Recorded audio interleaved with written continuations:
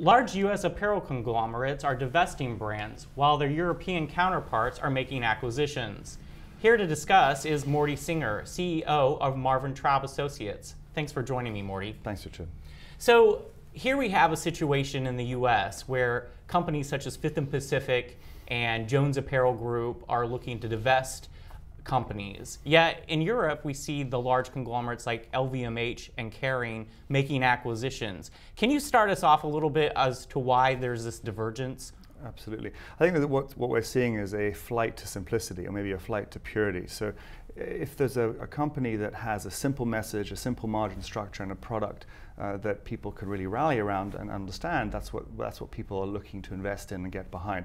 When you have a conglomerate that is all things to all people, multi-tiered across the whole pyramid and the value chain, it's very hard for apparel and accessories to be together in one place. Effectively, the waters get muddied and the investors feel they can't fully understand what the business that people are in. So effectively, if you look at a Michael Kors, for example, very clean, very pure, everyone knows what it is, has high margins, accessories, a global brand. We always talk at Marvin Traub Associates about being a global brand, taking your IP and going all around the world with it.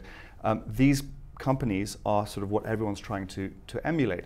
The LVMHs and the PPRs of the world, Kering as they are now called, are able to emulate that to a certain extent because effectively all of their brands are really in the accessory space, in that very pure, very high-end, high-margin area. So effectively, I think some of the American companies are trying to really unclutter themselves and find some more simplicity and purity in what they're offering.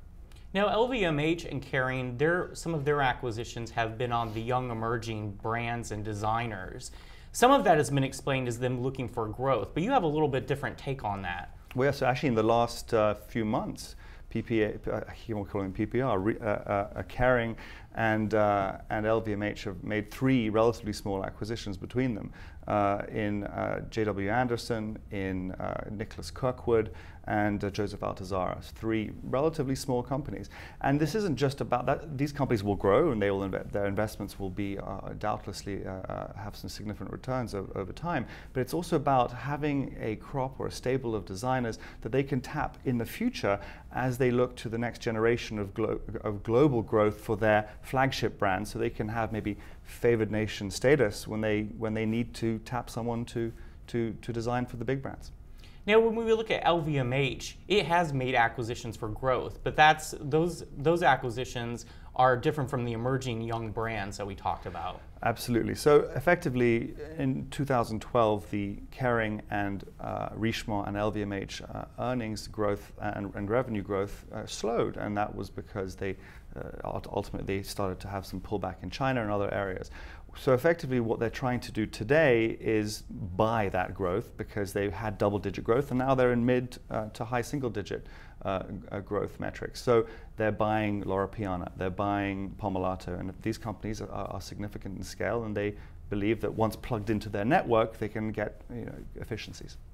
Thank you very much for joining me today. It was wonderful to be here. Thank you, Richard. And I'm Richard Collins with The Deal Report.